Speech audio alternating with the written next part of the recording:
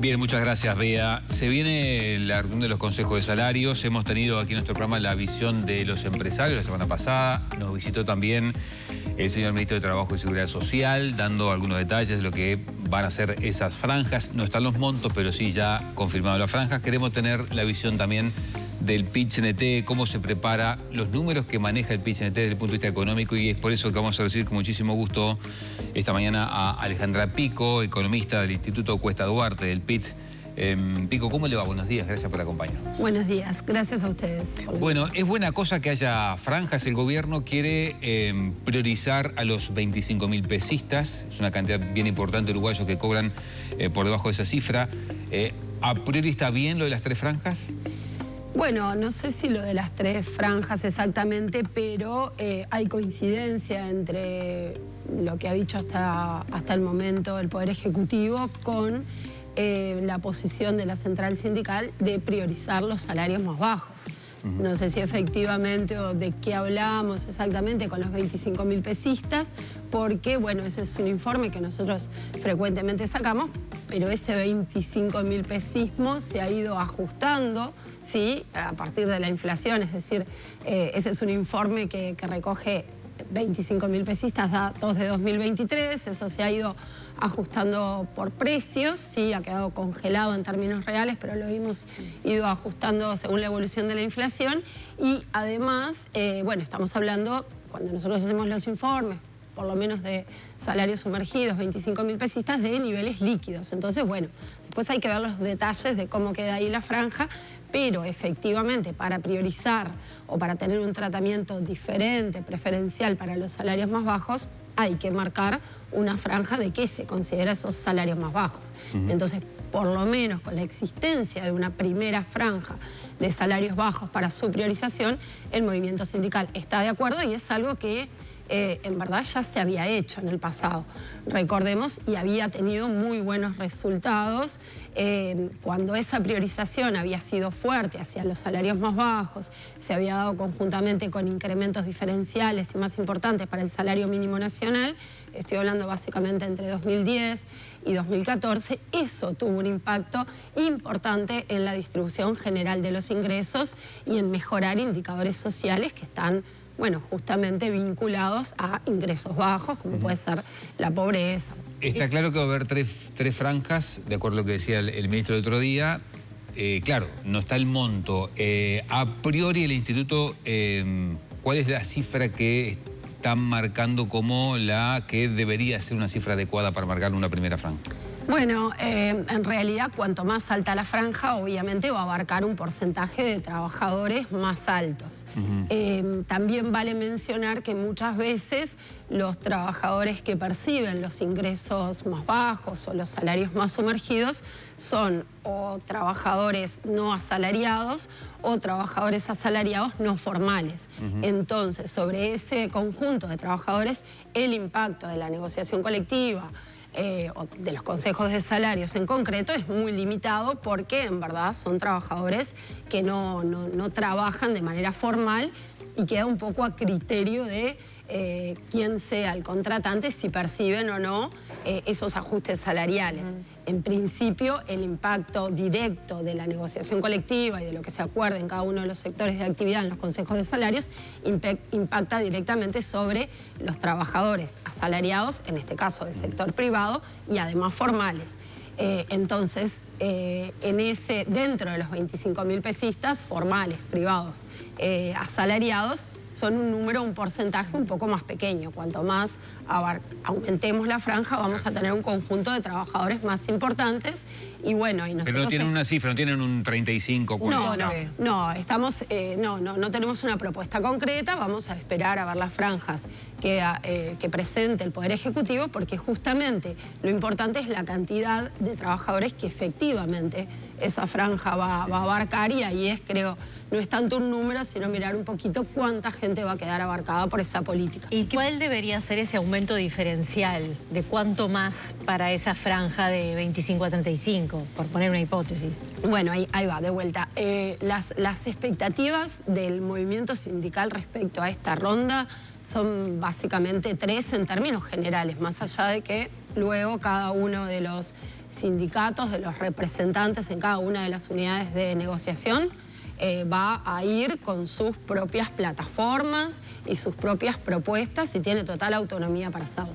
Pero en términos generales el movimiento sindical ha planteado como 3 grandes expectativas en torno a esta ronda, que son el mantenimiento del salario real como piso, es decir, que el poder de compra del salario durante esta administración para ningún trabajador caiga o se ubique por debajo de los niveles de partida, no solo cuando comparamos el principio y el final de la administración, como puede haber sucedido en el periodo anterior, sino también en todo el trayecto, porque los trabajadores vivimos toda la película, todos los días, no solo cuando arranca y cuando termina la negociación o cuando arranca y termina un periodo de gobierno. Entonces, lo primero es el mantenimiento del poder de compra del salario para todos los trabajadores.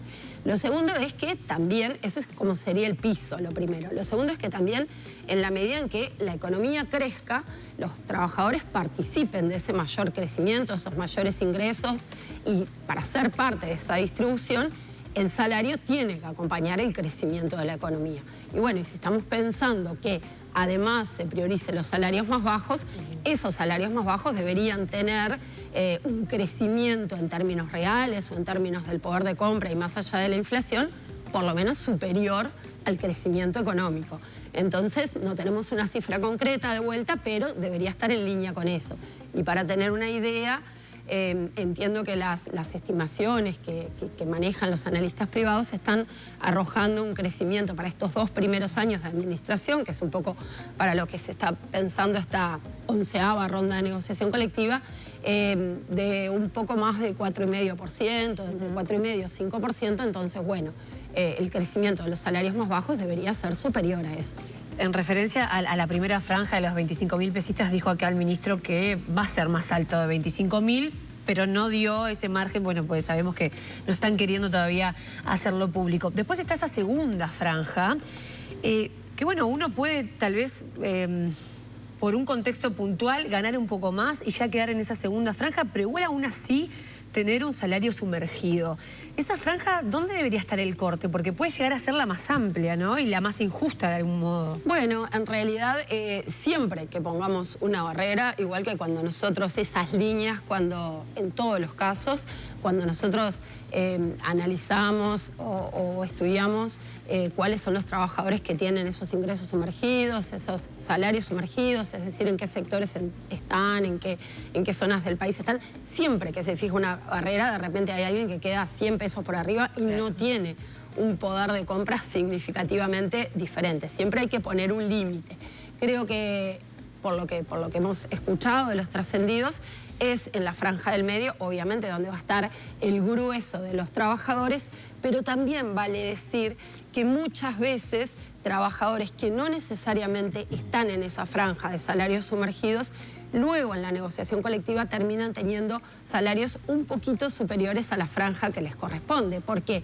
Porque muchas veces priorizar los salarios más sumergidos conduce inevitablemente a que las pirámides salariales, que tienen una interrelación, se eleven. Claro, entonces muchas veces suele suceder que una categoría más baja podría, con esos incrementos diferenciales, cuando la distancia entre categorías, ¿sí?, entre responsabilidades y todo lo que se valora en las distintas categorías, cuando hace que una categoría más baja supere a una que está un poquito más alta, eso hace revisar un poco la pirámide y quizás alguien que está un poquito por encima y muy cerca de salario sumergido termina también corriéndose hacia arriba para, bueno, solucionar ese tema que tiene que ver, por ejemplo, con las escalas o pirámides salariales.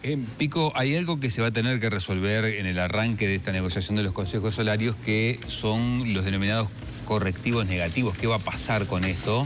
Estamos hablando de varios sectores que van a tener un descuento en el próximo ajuste, habida cuenta del proceso de inflación que fue menor al proyectado. Se habla de entre un 0,50 y un 0,62%. Sí. ¿Cuál es la postura que tiene el PIT-CNT, el Cuesta Duarte, con respecto a esos sectores que efectivamente van a tener que tener un descuento del próximo ajuste? Bueno, en primer término, siempre que la modalidad de ajuste, y esto se viene llevando adelante no desde los 20 años de reinstalación de la negociación colectiva, porque en las primeras resoluciones de Consejo de Salarios no había sido así, pero llevamos ya más de una década donde los ajustes salariales se componen de un anticipo por la inflación esperada, luego encima de eso algún punto de crecimiento real, ya sea a cuenta de recuperación, a cuenta de participar de ese crecimiento de la actividad sectorial o de la actividad media de la economía, y luego, al final de un determinado periodo que se establece, en general los correctivos vienen siendo anuales, lo que se hace es revisar ese anticipo que se otorgó a cuenta de la inflación con la inflación efectiva. Entonces, técnicamente es indiscutible que ese correctivo puede ser positivo, puede ser negativo, y de hecho estamos esperando también que el correctivo sea negativo ahora al cierre de la ronda de negociación anterior, y bueno, y además los correctivos negativos al cierre de una ronda, como no se puede bajar el salario nominal, lo que se hace es descontar de los próximos ajustes. No es el primero que se da. Ya hemos tenido en julio pasado también un correctivo negativo y bueno, técnicamente, como decía, es indiscutible que si es una corrección pueda ser positiva, pueda ser negativa. Vale decir también que aproximadamente un 14% de las unidades de negociación que estarían finalizando sus resoluciones de consejos de salarios el día de hoy tienen correctivos que son solamente en más. ¿Qué significa eso? Que el correctivo se aplica solo si es positivo, y cuando es negativo eso queda a cuenta de un crecimiento del poder de compra o del salario real. Entonces, técnicamente es indiscutible que el correctivo pueda ser positivo, pueda ser negativo. Lo que se ha planteado en estas últimas rondas es que, bueno, en la medida en que los asalariados del sector privado tuvieron un periodo bastante largo de caída de salario real, superior a lo que se esperaba en el marco de la pandemia, cuando se acordó una ronda puente. En ese sentido, hubo prácticamente 3 años en que el salario real del sector privado estuvo por debajo del nivel que tenía la partida. Bueno, en ese entendido y en ese contexto que no es neutro, la negociación no es neutra a los contextos, bueno, seguramente en muchos sectores se plantea, bueno, a cuenta de toda esa caída, bueno, quizás hoy se podría no descontar ese anticipo que en definitiva ya se otorgó. ¿Sí? Claro, pero... no descontarlo es una... No descontarlo, bueno, puede ser un planteo de muchos sectores, porque si bien decía que técnicamente eso es razonable, también venimos de un contexto donde los asalariados han sido bastante golpeados en lo que es el poder de compra en términos medios. Eso lo muestra el índice medio de salario real, cuando lo miramos para el sector privado, lo publica el Instituto Nacional de Estadística, muestra así que para 2024 el salario promedio estuvo por encima del de 2019, pero fue el primer año en toda la administración. Pero va a ser una propuesta del Cuesta Duarte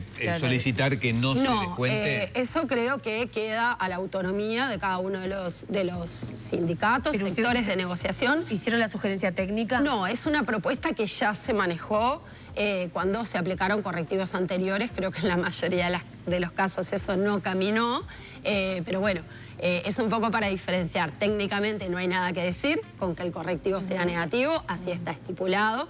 Eso sucede y de hecho es relativamente beneficioso para el poder de compra del salario, porque te están dando un adelanto que es mayor a lo que debería haber sido y te lo corrigen recién al final. Pero bueno, esa es la visión técnica. Lo que hemos visto es que muchas unidades de negociación, en vistas del contexto que habían tenido, todavía tenemos 2 unidades de negociación que van a llegar ahora al final de la ronda pasada, y todavía no terminaron de recuperar la parte anterior. Hay otra cantidad de sectores que eran los que se había determinado que habían sido más afectados por la pandemia, que no van a estar negociando ahora porque, bueno, se les dio un periodo en general más largo de negociación. Va a ser el año que viene, pero habían sido muy castigados con caídas del salario real mayores al 10%. La mayoría va a finalizar a mediados del año que viene sin haber recuperado la totalidad. Entonces lo que yo digo es que en función de ese contexto que ha sido tan negativo, bueno, quizás algunos sectores vean como camino a la recuperación, a finalizar de recuperar, bueno, que ese correctivo hoy no se descuente. La mirada positiva va a partir de la negociación, claramente. Sí, eso, bueno, queda en Depende. autonomía de cada una de las Claro. unidades. Ahora vamos a tener 166 unidades de negociación que ya están finalizando las resoluciones de Consejo de Salarios el día de hoy, otras 3 que finalizan dentro de poquito, así que en verdad son una cantidad, 170 unidades que representan distintos sectores de actividad y bueno, ahí se da mucha autonomía según, bueno, cómo venga también cada uno de los sectores. ¿Y ustedes están de acuerdo con desindexar en alguna de las franjas? Bueno, la desindexación implica desvincular, en definitiva, la trayectoria del salario con un índice que, como decía recién, acá en Uruguay está vinculado al índice de precios al consumo, que es con el que se mide la inflación. Eso implica que en los ajustes se incorpora una partida por inflación, en general por inflación futura, como decía, y al final se lo corrige y se está mirando qué es lo que pasó con la inflación, con el IPC, y ahí es donde se da esa indexación actual que en general no es la primera instancia que se ha planteado de apostar a una desindexación. Nosotros en el contexto actual no estamos de acuerdo con una desindexación total, es decir, que los salarios se ajusten sin mirar para nada qué es lo que está pasando con la inflación.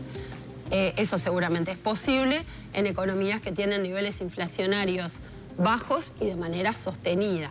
Nosotros en nuestro país tenemos historias inflacionarias previas a los 90 muy altas, pero más recientemente la inflación sistemáticamente se estuvo ubicando por encima del rango meta. Recién hace 2 años que bueno, la inflación se ha ubicado en el marco de ese rango meta, que hoy está entre 4 y 6%, la vemos en el entorno del 5%. También estamos en un contexto internacional donde todos los conflictos internacionales, las cuestiones que están pasando a nivel comercial pueden impactar los precios.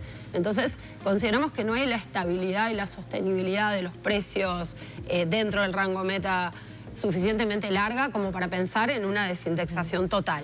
Entiendo que el Poder Ejecutivo tampoco está pensando en una desindexación total para todos los salarios. Surgió así una cifra que son los 160.000, ¿no? Que sería de la franja, digamos, de los salarios más altos. Y ahí consultó el ministro, dijo, cuando hablamos de 3 niveles que van a tener distintos tratamientos en los puntos de recuperación, si se quiere una lectura más fina, puede ser la de desindexar. Muy refinadamente existe una línea que puede ser interpretada así, dijo, hablando, y él no confirmó ese tope de los 160.000, pero bueno, dio a entender que esos salarios más altos podrían tener ese camino. Bueno, la desindexación, entonces, el desvincularse no necesariamente hace que el salario real vaya a caer. Eso va a depender, pero no en definitiva, recupera. no, va a depender de lo que pase con el ajuste que se asigne o que se determine en el marco de la negociación y con la inflación. Si la inflación sigue bajando y termina siendo más baja que ese ajuste, aunque no exista correctivo, no habría pérdida de salario real. Lo que hace la desindexación, quitar ese vínculo, es quitar ese seguro de que si luego la inflación termina siendo más alta, no te pagan la diferencia. Entonces, nosotros en principio no estamos de acuerdo con la desindexación total, es decir, que en ningún momento del periodo los trabajadores que perciben un ajuste no comparen con la inflación para ver cómo les terminó yendo en ningún tramo salarial, porque eso es en definitiva lo que asegura que el salario real no pierda. Y es lo que decía al principio, el primer planteo del movimiento sindical es que el poder de compra del salario, que viene muy castigado, no pierda en ninguno de sus niveles. Uno puede pensar que trabajadores que perciben, porque esas son las cifras que se han manejado, más de 165, 150.000 pesos nominales, que de vuelta ahí ya estamos hablando en el entorno de 110 en la mano, tienen más espalda que los demás para soportar caídas del salario real. Sin duda, alguien que gana 25, 30.000 pesos pierde poder de compra y tiene que empezar a recortar seguramente necesidades más básicas. Trabajadores con ingresos más altos tienen más espalda, pero no vemos la justificación para que después de un periodo en que el salario real viene muy castigado, los trabajadores de ingresos más altos, ya no estamos hablando de crecimiento de salario real, pero no puedan tener un seguro de que su salario no vaya a caer en el trayecto de la negociación. Si se hace eso, ¿entienden que puede ser una señal para que luego se amplíe a todas las franjas? ¿Lo ven como peligroso en ese sentido? Bueno, en realidad también hay... Esto Antecedente. no es la primera vez que se intenta caminar en esto. Entre 2015 y 2020 los lineamientos para la negociación colectiva también planteaban ajustes por todo concepto. En ese caso los sectores tenían que definir cómo se consideraban que estaban, si eran sectores muy dinámicos, medios o en problemas, y a partir de eso se definían ajustes nominales, no mirando la inflación. Pero es cierto que al final del periodo de negociación, que en ese caso era 2 años, se planteaba un correctivo. No fue una buena experiencia, un poco por cómo estuvo planteado esos ajustes en función de la situación sectorial, que en general los trabajadores conocemos solo parcialmente, porque los números no siempre están arriba de la mesa.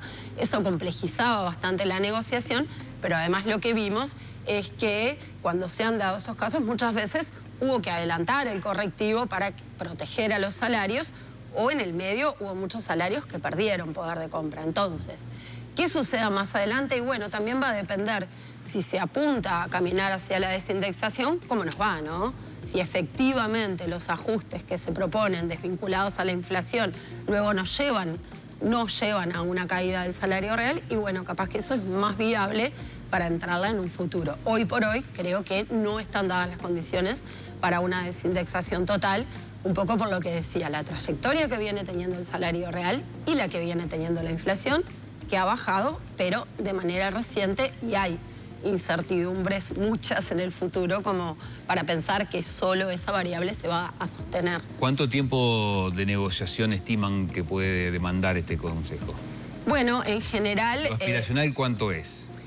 Bueno, es un término medio, entre que no se haga muy largo, pero que tampoco en pos de acortarlo se mate la negociación, ¿sí?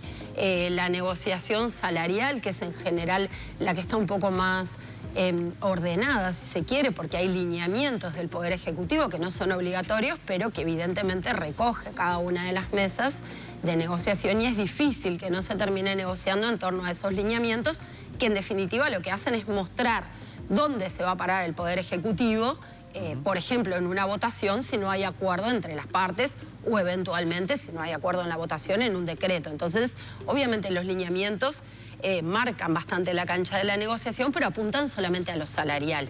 Luego en la negociación se discuten y, bueno, favorablemente, cuando eso sucede, se acuerdan una cantidad de cosas que tienen que ver con otros beneficios, pero que tienen que ver también con condiciones de trabajo, con formación profesional. Entonces está bueno, ¿no?, tratar de matar la negociación y de apurarla, ¿sí? Normalmente se habla de unos 90 días cuando se arranca la negociación, se establecen esos plazos, pero creo que siempre se ha sido cauto con aquellos que demoran más a ver qué es lo que está pasando. A propósito de eso que se habla por fuera de lo salarial, el ministro de Trabajo dijo aquí que paralelamente a la discusión de los consejos de salarios se va a convocar en ámbitos tripartitos a la discusión de la reducción de la jornada laboral. ¿Ustedes qué piensan de eso? ¿Están de acuerdo que se haga de ese modo? Bueno, esa es una definición, es un planteo que entiendo que se va a volcar en el Consejo Superior Tripartito, que es el órgano máximo de gobernanza de las relaciones laborales en el ámbito privado, y que va a estar siendo convocado en estos días. Ya tuvimos una experiencia el año pasado donde se creó una comisión para discusión de la productividad en paralelo o por fuera, digamos, de lo que son las rondas de negociación, que eso a veces apura los tiempos. Y bueno, tuvimos una experiencia de trabajo de 1 año, creo que ahora se quiere retomar en productividad, pero también en otros temas como reducción de la jornada. Y bueno, si eso es avalado por el movimiento sindical, me parece que es positivo que se esté trabajando a nivel central de eso, más allá de que muchos sindicatos, muchos sectores lo van a plantear en sus plataformas, y no podemos comprometernos a que eso tampoco salga de la negociación, ¿no? Porque es autonomía de cada uno de los sectores. Tenemos que ir cerrando, Pico, brevemente 30 segundos. Sé que no tiene nada que ver con el Consejo, pero ¿debería el PIT-CNT o el Cuesta Duarte eventualmente insistir con ese famoso 1% de incremento de impuesto patrimonial para los ricos, pese a que el gobierno se dijo que no va a incorporar nuevos tributos?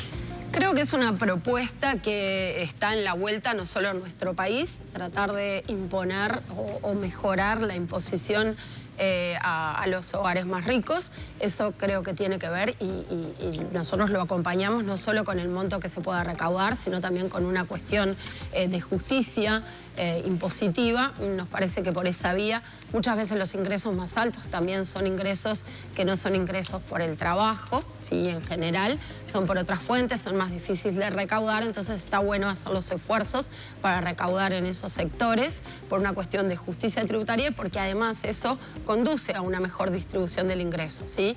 Nosotros somos de la idea de que los impuestos son una vía muy importante para mejorar la distribución del ingreso, no solo por lo que se recauda y cómo se va a gastar, sino porque también muchas veces pone un techo o acota por la vía de la imposición ingresos que son muy elevados y que por otras vías es muy difícil de llegar.